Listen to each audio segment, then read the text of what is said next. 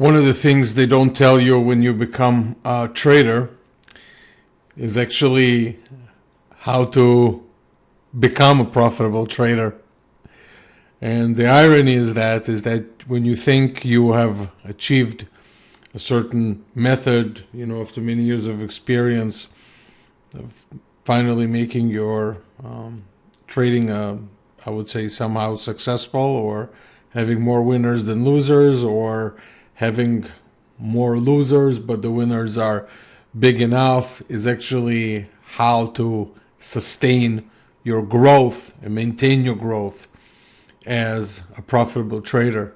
So when I tell people, and it's hard to become a profitable trader, nobody tells you how to do it, they always think that I refer to the initial part, but I actually refer to the part that it comes after many years of trading and experience. And that's, how do you actually maintain that growth?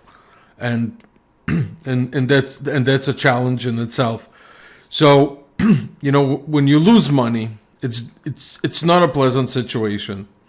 For some it's depressing, for some it's sad, for some it's just frustrating, but it's never a good situation. But nevertheless, when you lose money, you have to think about how to stop doing it, which is a preventative way of trading, right? It's how to do for lack of a better word, the anti-trading that you're doing at that moment in time in order to turn things around. And clearly that's a challenge in itself. That's the initial challenge of trading that comes after. For some, it could come naturally, depending on their skill set. And for some, it might take many, many years. Again, depending on your experience, what you did before, what kind of asset classes you traded before, and so forth. So, again, in the futures business, where it's the leverage business, again, it depends on a number of things. And I always say that leverage trading is very different than cash trading. But assuming you achieved a level of, being somehow successful, that's also a challenge in itself. And I will explain to you exactly what I mean. So basically, one of the first challenges is holding on to the equity that you maintained. So, that you achieved and accumulated. So let's assume you started with X. Now you have, let's assume, X plus 50% of the X. So now you're at a gain of 50% on your account. And again, I'm not talking about any time period, right? I'm not talking about a month, a year, just purely a hypothetical example. So the question is, is basically, it's becoming, how do you maintain? And it's becoming then at that point a little bit overwhelming, emotionally, to know that you have to hold on to it and grow that from there, because you're just as good as your last trade.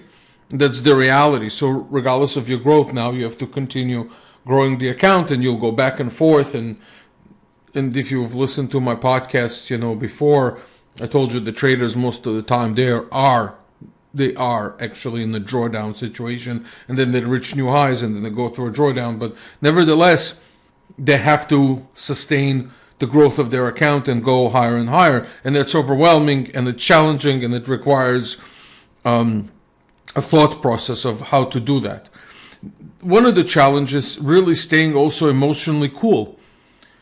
And let me tell you this, and some of you traders can really attest to that. The worst mistakes that you'll do often come after your best trades. And the challenge, as many of you know, is really staying emotionally cool. Meaning that the market at times, even if you don't do things right, might give you money. And what it does is basically it builds your, us as men, the testosterone levels and confidence, right? It doesn't make us think, was the market too good to me today? Was it me or was it the market? Men, it's a one-way street. Of course it was me. I'm the guy who did it. after many years of trading, you really don't think that way. But that's a different episode and a different chapter. So again, maintaining an emotional cool is very important, because as you know, one of the worst mistakes that traders do is actually after good gains and growth. So sticking to your method is really the hard part. Because when you make money, one of the things that happens, as a side effect, is because of this growth that you have as a trader. I mean, not growth, that's not the word I'm looking for. Maybe that confidence, right? So the confidence that you have as a trader, you all of a sudden start doing other things. So you're saying, okay, I'm good at what I do. Let me increase the leverage, right? That's one thing that happens. And then you start also experimenting with other method. You're like, well, I achieved this method. Now I can build a different method or an additional method, or I'll add things on my method, or I'll reduce things in my method, and I'll add this leverage. And then you start moving from being a trader to an artist.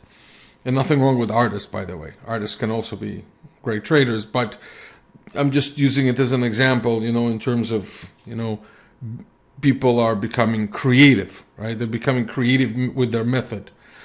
And that in itself, at times puts you back.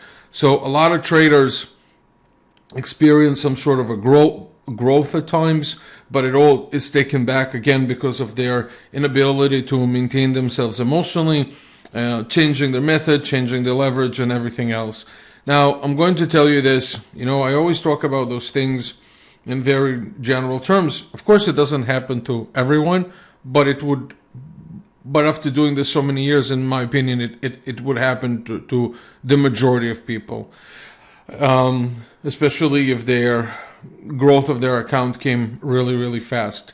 So this is the things that you have to kind of pay attention to emotionally when you go through as a trader. If things are going your way, you have to continue putting the same level of effort that you've done before and continue trading the markets and not becoming more creative with new methods and staying emotionally cool.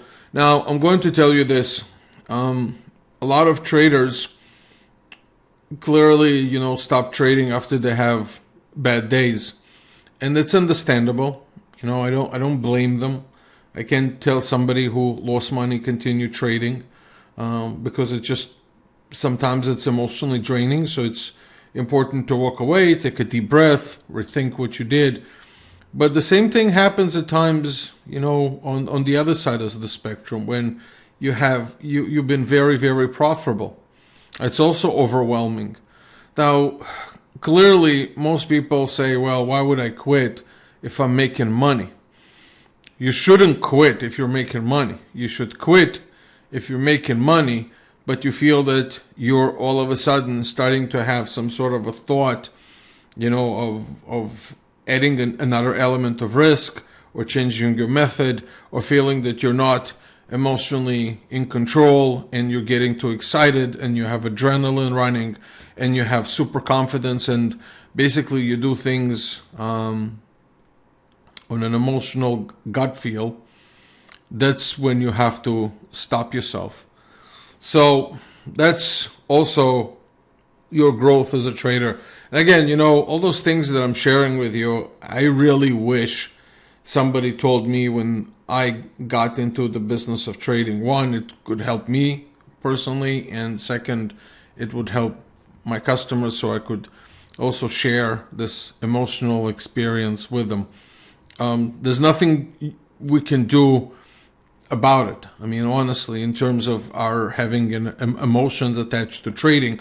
But if we're conscious of what we do, then we can take the necessary steps in order to control ourselves in that matter, and at least being conscious and saying, hey, listen, if it happens to you, just be on the alert for that type of a behavior, right? So that's what I want to do here. I just want you to be on alert just in case the market plays in your favor and you have gains. Just please make sure that you also control what you're doing afterwards, after the market, how you think about it, how you think about it the next day. Are you trading the same size? Are you taking a deep breath once in a while when the market is there, or just you have a lot of anxiety? Making a lot of money it could be nerve-wracking as well. It's this is what we all want to achieve out of the markets, right? Clearly, but it's also an overwhelming feeling. So, having said that, just to tell you, there's a substantial risk of loss in futures trading, and past performance is not indicative of any results. And just as much as I talk here about profits, is also a lot of wishful thinking that I hope you will gain. You will become good traders and start getting those habits that would help you get there. That's basically it. I just have all the intentions in the world to help you. Me and my team at Optimus Futures, we work really hard to gain your trust. We would love to earn your business. You can go to www.optimusfutures.com, or you can give us a call here at 1-800-771-6748. If you're in North America, if you're outside of North America, it's 561-367-8686.